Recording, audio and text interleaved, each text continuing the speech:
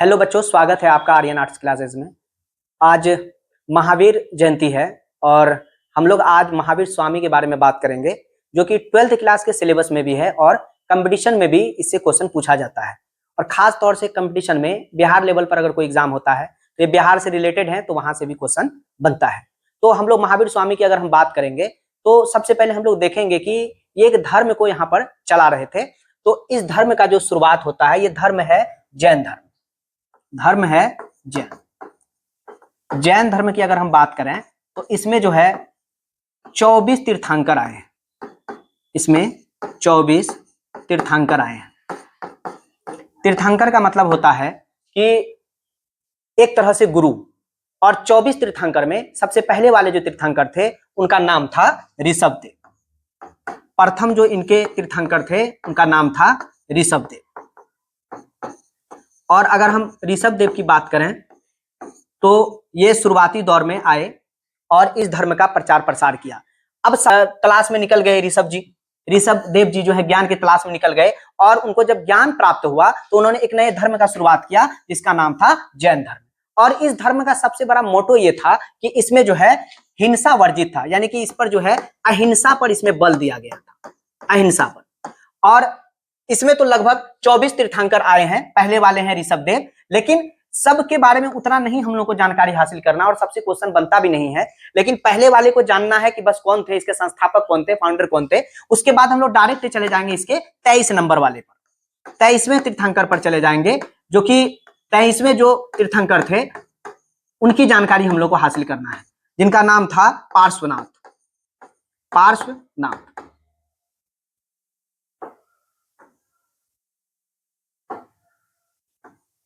पार्श्वनाथ नाम था।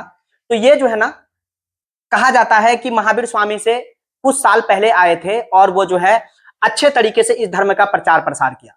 इन्होंने कई रूल रेगुलेशन दिया धर्म पर चलने के लिए, कई तरीका बनाया, और इनका बनाया हुआ तरीका को ही आगे चल करके महावीर स्वामी भी जो है उसी अंदाज में धर्म का प्रचार किया। इनके बाद जो है 24वें और अंतिम 24वें तीर्थंकर, या फिर इसको हम अंतिम भी बोल सकते हैं, 24वें या अंतिम के रूप में जो आए वो कौन आए? महावीर स्वामी आए। महावीर स्वामी, ये जो महावीर स्वामी हैं ये अंतिम है इनके। और उसके बाद ये एक राजघराने में पैदा हुए थे। इनकी पैदाइश हुई थी वैशाली में, ये पैदा हुए थे।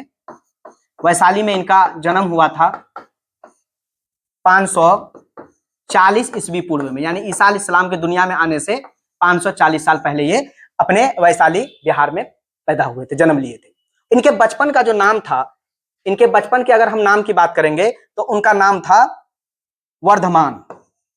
बचपन का नाम वर्धमान था। और उसके बाद इनके पिता की अगर हम बात करेंगे तो इनके पिता का नाम था सिद्धार्थ। इनके पिता का नाम सिद्धार्थ था।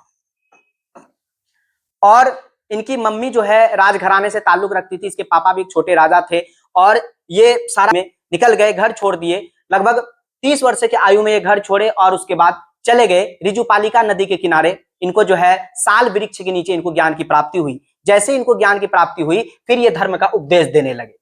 और सबसे पहले जो इन्होंने धर्म का उपदेश दिए, ये इनके जो भतीजे थे, कहीं पर लिखा रहता उसका भांजा, जिसका नाम था जमाली। सबसे पहला उपदेश ये जो है अपने भतीजा या भांजा जमाली को दिया था। और सबसे पहले विरोध भी उन्होंने ही किया था। आगे चल करके क्या होता है कि सबसे पहले इस धर्म को एक्सेप्ट भी वही करते हैं, जमाली ही करते हैं। और इस जमाली से ये अपनी इकलौती पुत्री का जो है विवाह करा देते हैं। ये जमाली आगे चल करके उनका दामाद भी बन जाता है। फिर आगे चल करके ये प्रचार प्रसार करते रहते हैं और उसके बाद बहुत ज्यादा प्रचार होता है, अहिंसा पर बहुत ज्यादा बल दिया जाता है और लोग जो है इस धर्म को फॉलो करने लग जाते हैं। और एक समय ऐसा आता है कि ये भारत में बड़ी स्पीड में फैलने वाला मजहब हो जाता है, धर्म हो जाता है।